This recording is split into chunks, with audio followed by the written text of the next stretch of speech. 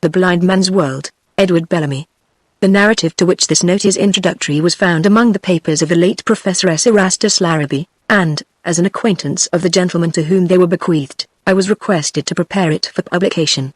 This turned out a very easy task, for the document proved of so extraordinary a character that, if published at all, it should obviously be without change. It appears that the professor did really, at one time in his life, have an attack of vertigo, or something of the sort, under circumstances similar to those described by him, and to that extent his narrative may be founded on fact. How soon it shifts from that foundation, or whether it does at all, the reader must conclude for himself.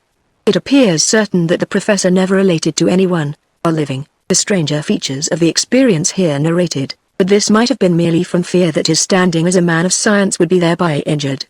The professor's narrative. At the time of the experience of which I am about to write, I was professor of astronomy and higher mathematics at Abercrombie College. Most astronomers have a specialty, and mine was the study of the planet Mars, our nearest neighbor but one in the Sun's little family. When no important celestial phenomena in other quarters demanded attention, it was on the ruddy disk of Mars that my telescope was oftenest focused. I was never weary of tracing the outlines of its continents and seas, its capes and islands, its bays and straits, its lakes and mountains. With intense interest I watched from week to week of the martial winter the advance of the polar ice cap toward the equator, and its corresponding retreat in the summer, testifying across the gulf of space as plainly as written words to the existence on that orb of a climate like our own. A specialty is always in danger of becoming an infatuation, and my interest in Mars, at the time of which I write, had grown to be more than strictly scientific. The impression of the nearness of this planet, heightened by the wonderful distinctness of its geography as seen through a powerful telescope, appeals strongly to the imagination of the astronomer. On fine evenings I used to spend hours, not so much critically observing as brooding over its radiant surface, till I could almost persuade myself that I saw the breakers dashing on the bold shore of Kepler Land, and heard the muffled thunder of avalanches descending the snow-clad mountains of Mitchell. No earthly landscape had the charm to hold my gaze of that far-off planet, whose oceans, to the unpracticed eye, seem but darker, and its continents lighter, spots and bands.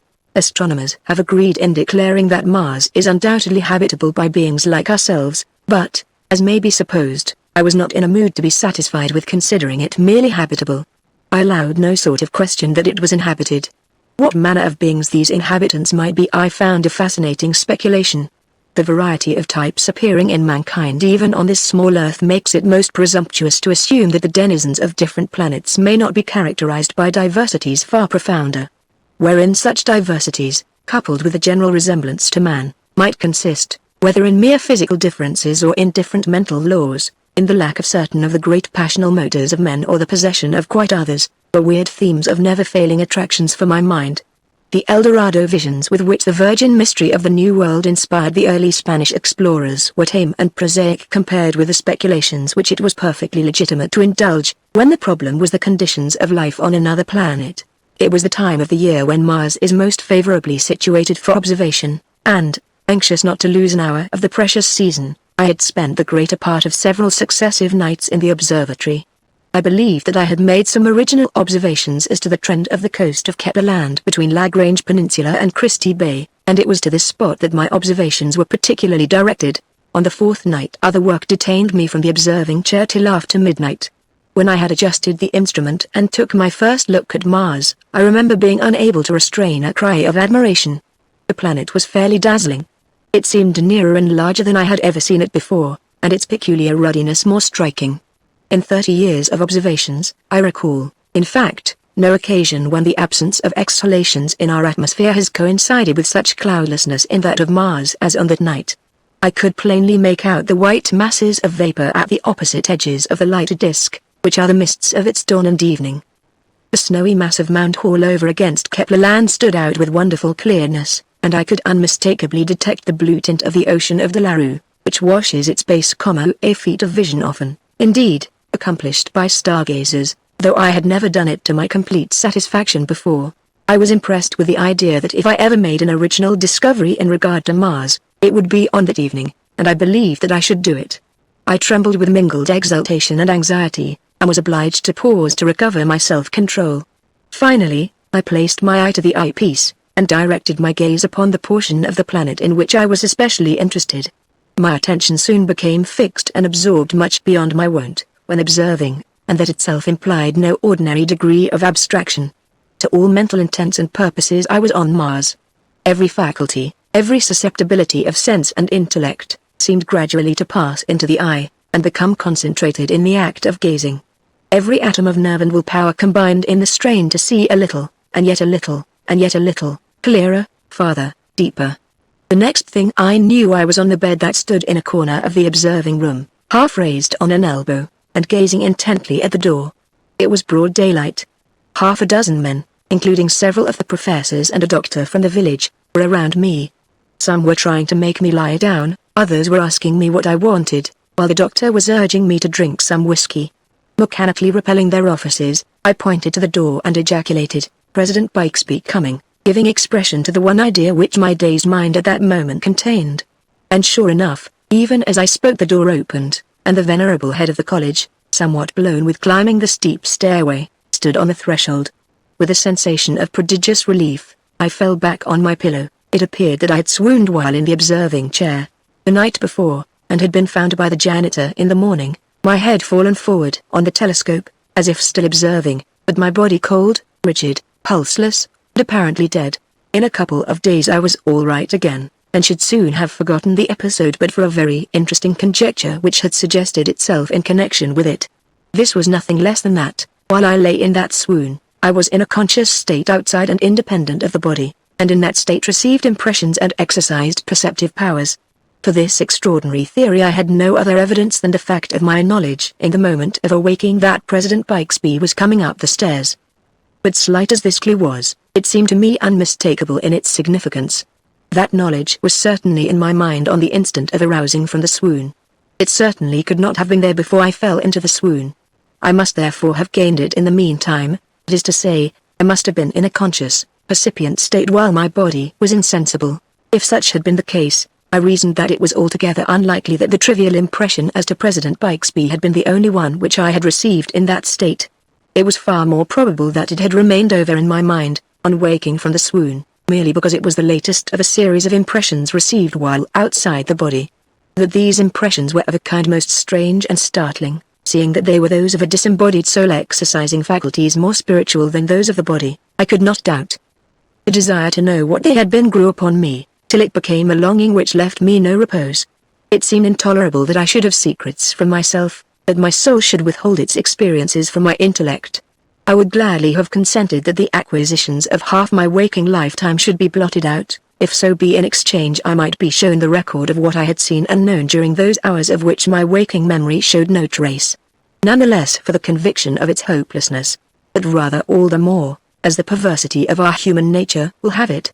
The longing for this forbidden law grew on me, till the hunger of even the garden was mine, constantly brooding over a desire that I felt to be vain, tantalized by the possession of a clue which only mocked me. My physical condition became at length affected. My health was disturbed and my rest at night was broken. A habit of walking in my sleep, from which I had not suffered since childhood, occurred, and caused me frequent inconvenience. Such had been, in general, my condition for some time, when I awoke one morning with a strangely weary sensation by which my body usually betrayed the secret of the impositions put upon it in sleep, of which otherwise I should often have suspected nothing. In going into the study connected with my chamber, I found a number of freshly written sheets on the desk. Astonished that anyone should have been in my rooms while I slept, I was astounded, on looking more closely, to observe that the handwriting was my own. How much more than astounded I was on reading the matter that had been set down, the reader may judge if he shall peruse it. For these written sheets apparently contained the longed-for but despaired of record of those hours when I was absent from the body. They were the lost chapter of my life, or rather, not lost at all, for it had been no part of my waking life, but a stolen chapter, stolen from that sleep memory on whose mysterious tablets may well be inscribed tales as much more marvelous than this as this is stranger than most stories. It will be remembered that my last recollection before awaking in my bed, on the morning after the swoon, was of contemplating the coast of Kepler Land with an unusual concentration of attention.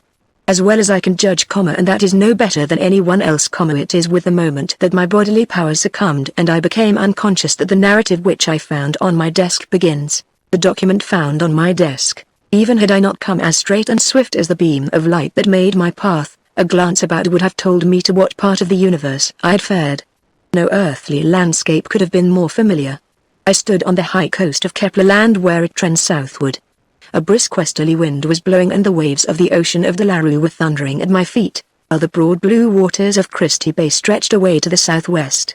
Against the northern horizon, rising out of the ocean like a summer thunderhead, for which at first I mistook it, towered the far distant, snowy summit of Mount Hall. Even had the configuration of land and sea been less familiar, I should nonetheless have known that I stood on the planet whose ruddy hue is at once the admiration and puzzle of astronomers. Its explanation I now recognized in the tint of the atmosphere, a coloring comparable to the haze of Indian summer, except that its hue was a faint rose instead of purple. Like the Indian summer haze, it was impalpable, and without impeding the view bathed all objects near and far in a glamour not to be described. As the gaze turned upward, however, the deep blue of space so far overcame the roseate tint that one might fancy he was still on Earth. As I looked about me I saw many men, women, and children. They were in no respect dissimilar, so far as I could see, to the men, women, and children of the Earth, save for something almost childlike in the untroubled serenity of their faces, unfurrowed as they were by any trace of care, of fear, or of anxiety.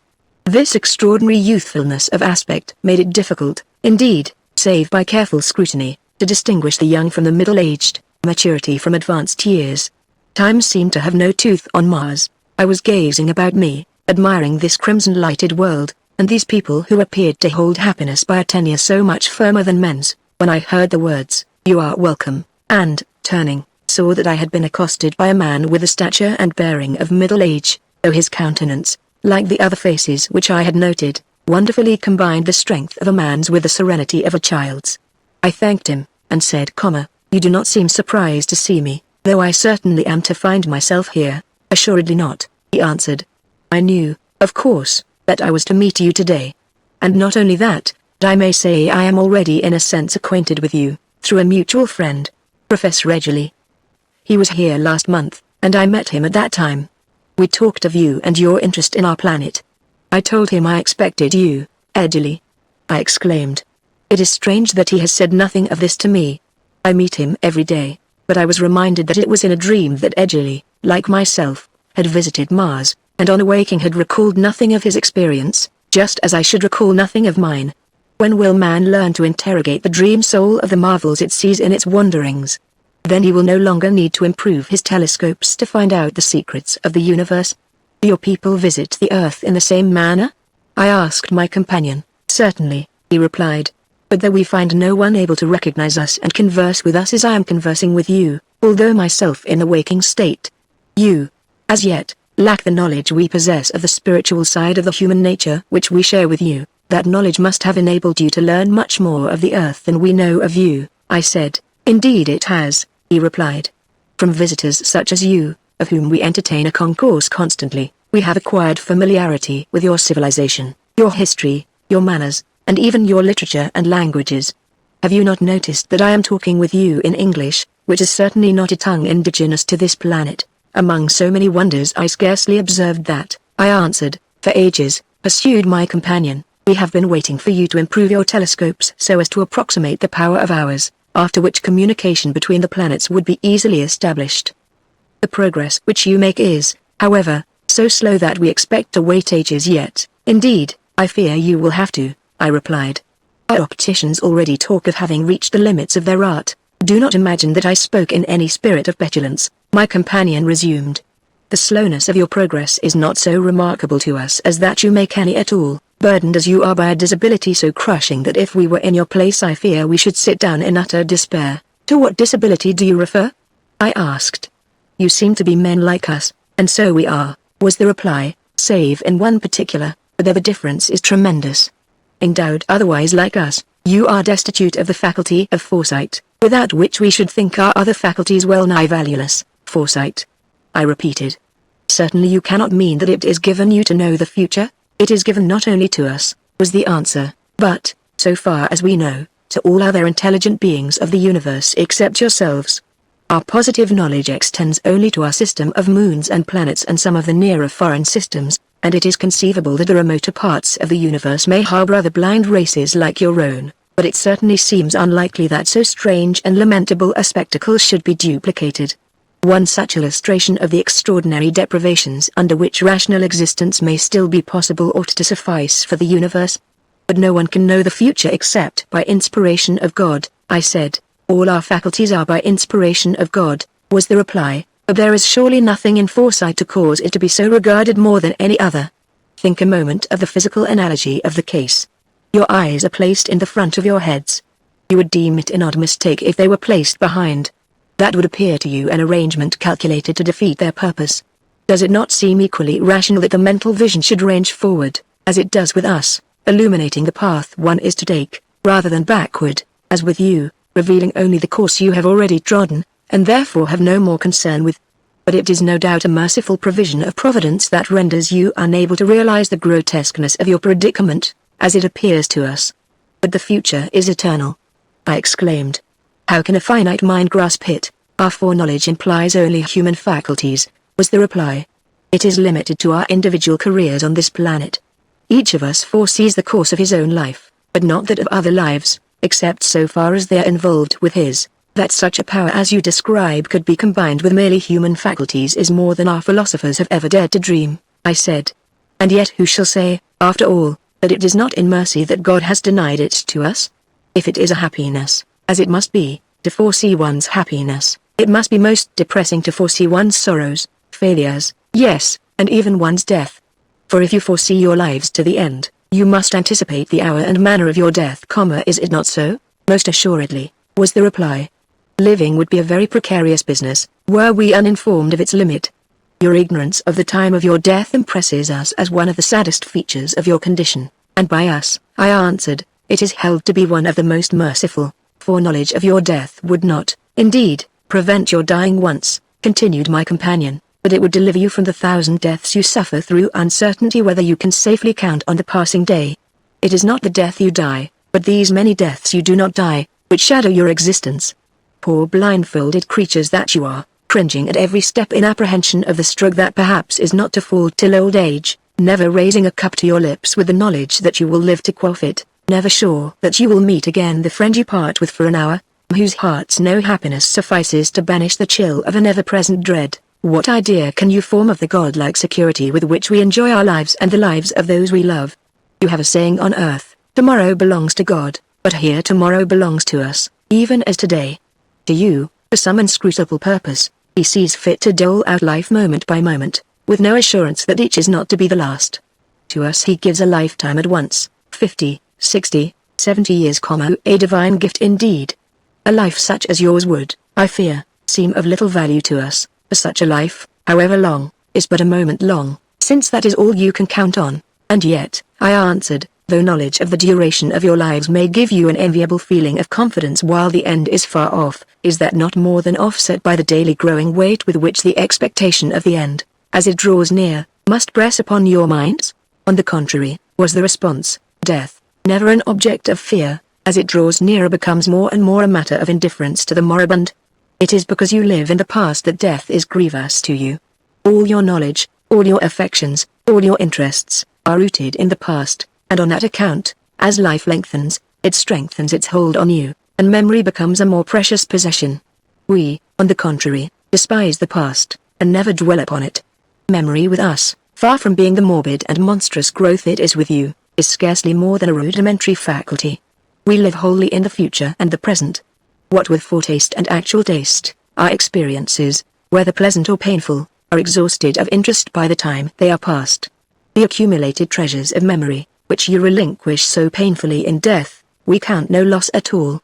Our minds being fed wholly from the future, we think and feel only as we anticipate, and so, as the dying man's future contracts, there is less and less about which he can occupy his thoughts.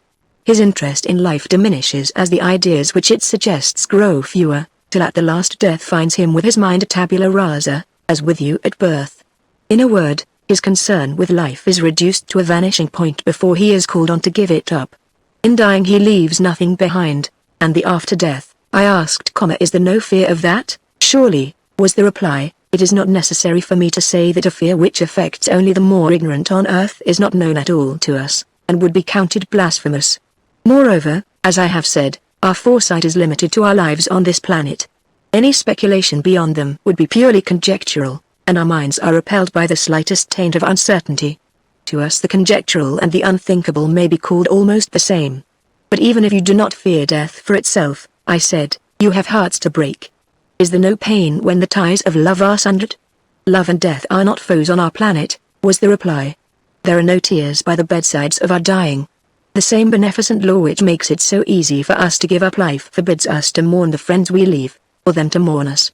With you, it is the intercourse you have had with friends that is the source of your tenderness for them. With us, it is the anticipation of the intercourse we shall enjoy which is the foundation of fondness. As our friends vanish from our future with the approach of their death, the effect on our thoughts and affections is as it would be with you if you forgot them by lapse of time. As our dying friends grow more and more indifferent to us, we, by operation of the same law of our nature, become indifferent to them, till at the last we are scarcely more than kindly and sympathetic watchers about the beds of those who regard us equally without keen emotions. So at last God gently unwinds instead of breaking the bands that bind our hearts together, and makes death as painless to the surviving as to the dying.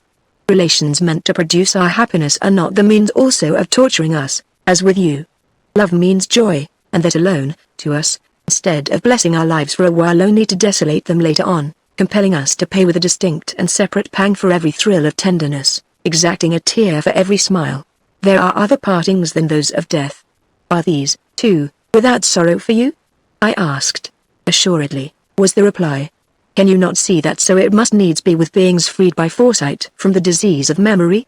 All the sorrow of parting, as of dying, comes with you from the backward vision which precludes you from beholding your happiness till it is past.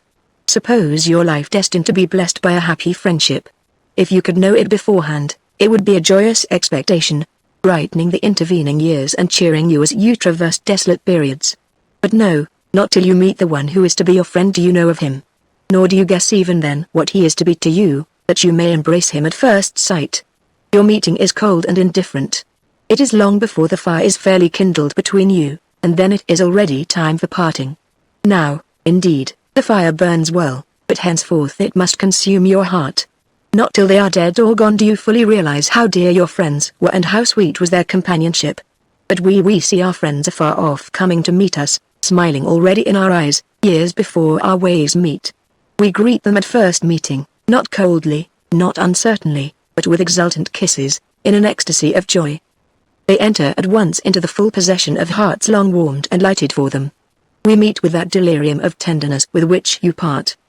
And when to us at last the time of parting comes, it only means that we are to contribute to each other's happiness no longer. We are not doomed, like you, in parting, to take away with us the delight we brought our friends, leaving the ache of bereavement in its place, so that their last state is worse than their first. Parting here is like meeting with you, calm and unimpassioned. The joys of anticipation and possession are the only food of love with us, and therefore love always wears a smiling face. With you he feeds on dead joys past happiness, which are likewise the sustenance of sorrow. No wonder love and sorrow are so much alike on earth. It is a common saying among us that, were it not for the spectacle of the earth, the rest of the worlds would be unable to appreciate the goodness of God to them, and who can say that this is not the reason the piteous sight is set before us? You have told me marvelous things, I said, after I had reflected. It is, indeed, but reasonable that such a race as yours should look down with wondering pity on the earth. And yet, before I grant so much, I want to ask you one question. There is known in our world a certain sweet madness, under the influence of which we forget all that is untoward in our lot, and would not change it for God's. So far is this sweet madness regarded by men as a compensation, and more than a compensation, for all their miseries, that if you know not love as we know it, if this loss be the price you have paid for your divine foresight, we think ourselves more favored of God than you. Confess that love, with its reserves, its surprises, its mysteries, its revelations, is necessarily incompatible with a foresight which weighs and measures every experience in advance. Of love's surprises we certainly know nothing, was the reply. It is believed by our philosophers that the slightest surprise would kill beings of our constitution like lightning, though of course this is merely theory, for it is only by the study of earthly conditions that we are able to form an idea of what surprise is like. Your power to endure the constant buffetings of the unexpected is a matter of supreme amazement to us, nor, according to our ideas, is there any difference between what you call pleasant and painful surprises. You see, then, that we cannot envy you these surprises of love which you find so sweet, for to us they would be fatal. For the rest, there is no form of happiness which foresight is so well calculated to enhance as that of love. Let me explain to you how this befalls. As the growing boy begins to be sensible of the charms of woman, he finds himself, as I dare say it is with you, preferring some type of face and form to others.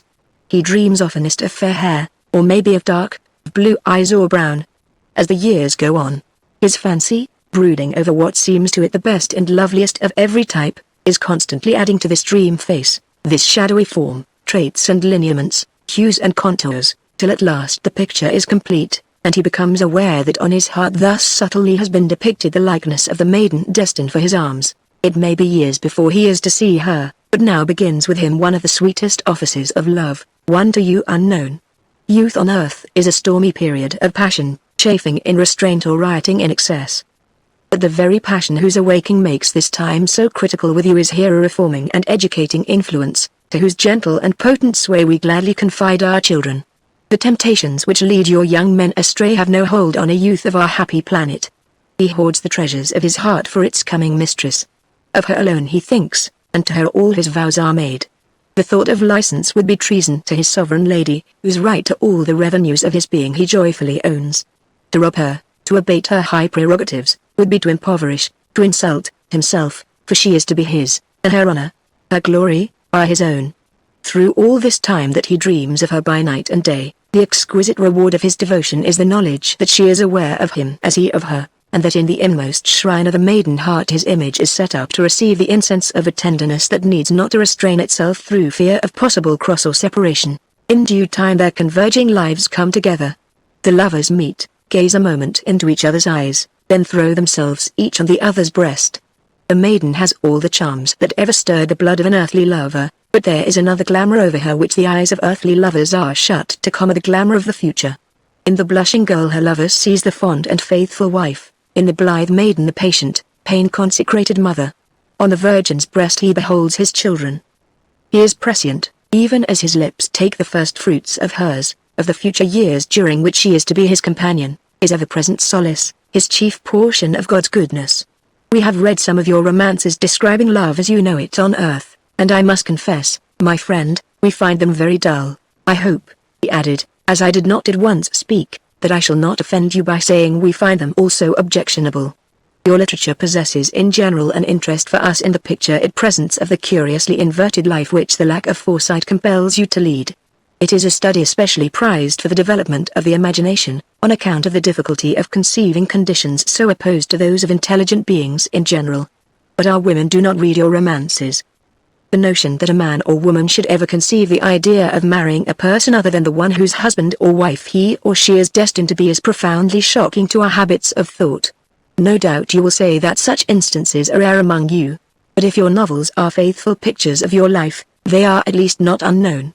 That these situations are inevitable under the conditions of earthly life we are well aware, and judge you accordingly, but it is needless that the minds of our maidens should be pained by the knowledge that there anywhere exists a world where such travesties upon the sacredness of marriage are possible. There is, however, another reason why we discourage the use of your books by our young people, and that is the profound effect of sadness. To a race accustomed to view all things in the morning glow of the future, of a literature written in the past tense and relating exclusively to things that are ended. And how do you write of things that are past except in the past tense?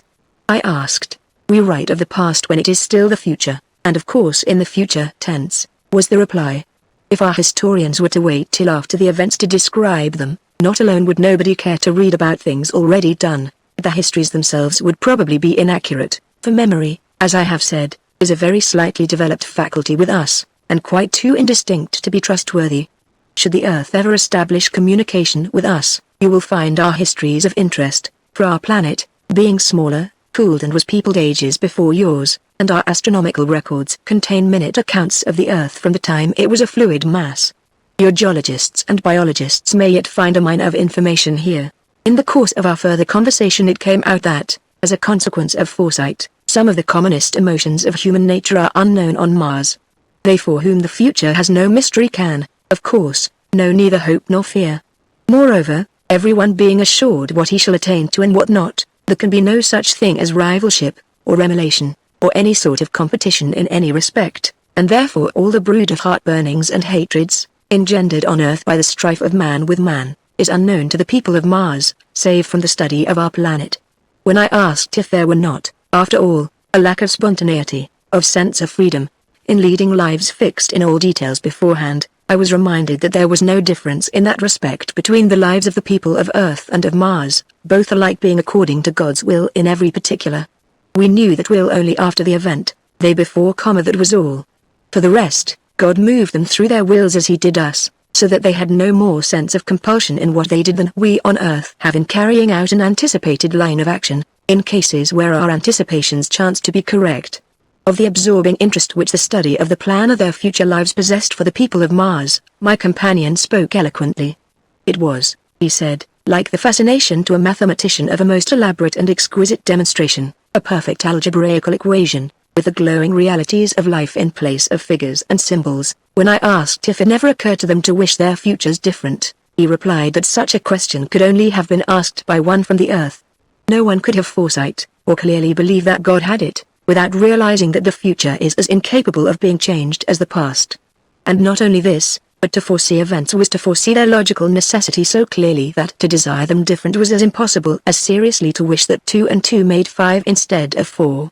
No person could ever thoughtfully wish anything different, for so closely are all things, the small with the great, woven together by God that to draw out the smallest thread would unravel creation through all eternity. While we had talked, the afternoon had waned, and the sun had sunk below the horizon, the roseate atmosphere of the planet imparting a splendor to the cloud coloring, and a glory to the land and seascape, never paralleled by an earthly sunset.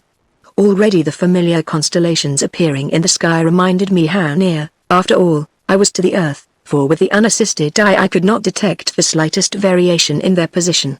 Nevertheless, there was one wholly novel feature in the heavens, for many of the host of asteroids which circle in the zone between Mars and Jupiter were vividly visible to the naked eye. But the spectacle that chiefly held my gaze was the Earth, swimming low on the verge of the horizon. Its disk, twice as large as that of any star or planet as seen from the Earth, flashed with a brilliancy like that of Venus. "It is, indeed, a lovely sight," said my companion, although to me always a melancholy one, from the contrast suggested between the radiance of the orb and the benighted condition of its inhabitants. "We call it the blind man's world." As he spoke he turned toward a curious structure which stood near us, though I had not before particularly observed it. "What is that?" I asked. "It is one of our telescopes," he replied. "I am going to let you take a look, if you choose, at your home, and test for yourself the powers of which I have boasted," and having adjusted the instrument to his satisfaction, he showed me where to apply my eye to what answered to the eyepiece. I could not repress an exclamation of amazement, for truly he had exaggerated nothing. The little college town which was my home lay spread out before me, seemingly almost as near as when I looked down upon it from my observatory windows. It was early morning, and the village was waking up. The milkmen were going their rounds, and workmen, with their dinner pails, were hurrying along the streets. The early train was just leaving the railroad station. I could see the puffs from the smokestack, and the jets from the cylinders. It was strange not to hear the hissing of the steam, so near I seemed. There were the college buildings on the hill, the long rows of windows flashing back the level sunbeams. I could tell the time by the college clock. It struck me that there was an unusual bustle around the buildings, considering the earliness of the hour. A crowd of men stood about the door of the observatory, and many others were hurrying across the campus in that direction. Among them I recognized President Bixby, accompanied by the college janitor. As I gazed, they reached the observatory, and, passing through the group about the door, entered the building. The president was evidently going up to my quarters. At this it flashed over me quite suddenly that all this bustle was on my account. I recalled how it was that I came to be on Mars, and in what condition I had left affairs in the observatory. It was high time I were back there to look after myself. Here abruptly ended the extraordinary document which I found that morning on my desk. That it is the authentic record of the conditions of life in another world which it purports to be I do not expect the reader to believe. He will no doubt explain it as another of the curious freaks of somnambulism set down in the books. Probably it was merely that, possibly it was something more. I do not pretend to decide the question. I have told all the facts of the case, and have no better means for forming an opinion than the reader. Nor do I know, even if I fully believed the true account it seems to be, that it would have affected my imagination much more strongly than it has. That story of another world has, in a word, put me out of joint with ours. The readiness with which my mind has adapted itself to the martial point of view concerning the earth has been a singular experience. The lack of foresight among the human faculties, a lack I had scarcely thought of before, now impresses me, ever more deeply, as a fact out of harmony with the rest of our nature, belying its promise, a moral mutilation, a deprivation arbitrary and unaccountable. The spectacle of a race doomed to walk backward, a holding only what has gone by, assured only of what is past and dead, comes over me from time to time with a sadly fantastical effect which I cannot describe. I dream of a world where love always wears a smile, where the partings are as tearless as our meetings, and death is king no more. I have a fancy, which I like to cherish, that the people of that happy sphere, fancied though it may be, represent the ideal and normal type of our race, as perhaps it once was, as perhaps it may yet be again.